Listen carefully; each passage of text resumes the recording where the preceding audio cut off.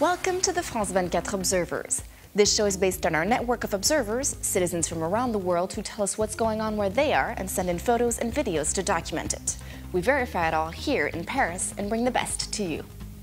The international car-sharing service Uber was inspired by France. Now, not a lot of people know that, but a few years ago, when one of its founders visited Paris and couldn't find a taxi, he came up with the idea for Uber. Today, the company is trying to launch its low-cost Uber Pop service in France, but the government isn't happy.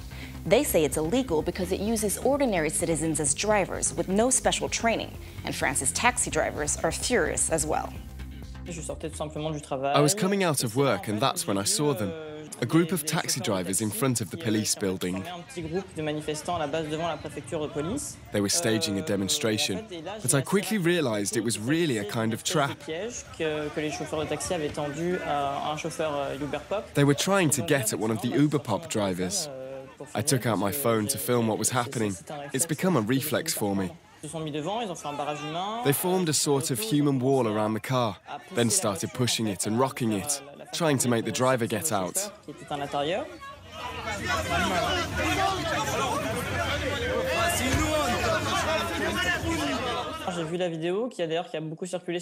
There are lots of similar videos making the rounds online. They show the same thing. The Uber driver lured to the scene by a fake call. The taxi guys surrounding him. He tries to get out of the car, and they mess with him, putting eggs on his head, that kind of thing.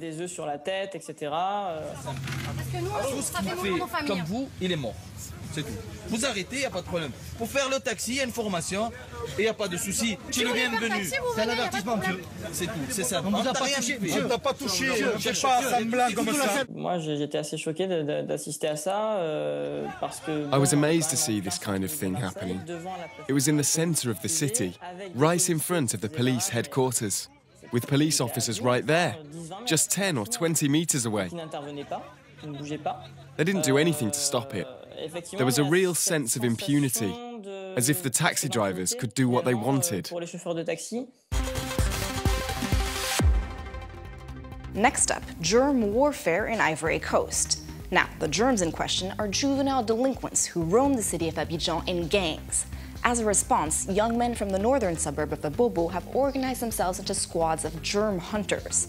Now, our observer says they might be just as dangerous. Young people from different parts of Abobo have organized themselves into self-defense leagues to try to deal with the problem of the gangs known as germs. They use machetes and clubs to do it. The germ hunters go out on patrol from around 6 p.m. until late at night. They are completely autonomous. They do it on their own initiative, without pay. They're not registered as a group with the city authorities. When they catch one of the young gang members, they hand them over to the authorities, but sometimes they take justice into their own hands and kill them. That's what happened over in Atikube in April. The anti-germ patrols are not legal. They're individual vigilantes standing in for the state. And we're at a sensitive moment right now. With elections coming up, it's not a good idea to have civilians carrying weapons, even if they're doing it to combat the germ gangs, which are a menace to everyone. We've seen before in Ivory Coast, things can get out of hand very quickly. Innocent people can be unfairly targeted, and there's no one to turn to. These vigilante groups must be stopped. And now, some of the other images sent in from around the world this week by our observers. Each year in Yulin, China, there's a dog meat festival where more than 10,000 dogs are killed and eaten. Foreign activists have long decried this tradition, but now local activists are fighting it too. Our observer has taken in hundreds of dogs so that they don't end up being served for dinner.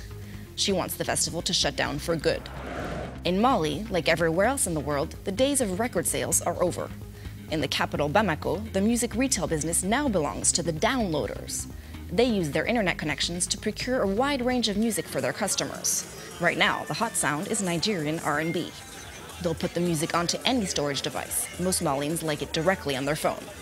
Best of all is the cost, around €1 for an album's worth of music. The price is low, of course, because the music is downloaded illegally. This Iranian Facebook page is a call for help. It's titled, "We must save the Iranian nose." The page's creators say more and more Iranian women are choosing to get plastic surgery to change the shape of their nose. If it carries on, they warn, soon everyone in the Islamic Republic will have exactly the same nose. The Facebook page urges women to post photos of their own untouched natural noses with this message: whether your nose is small, big, long, or short, you're beautiful the way you are, so don't change it. That's all for this week, but as always, you can find more reports from our observers on our website, where you too can sign up to become an observer. See you next time.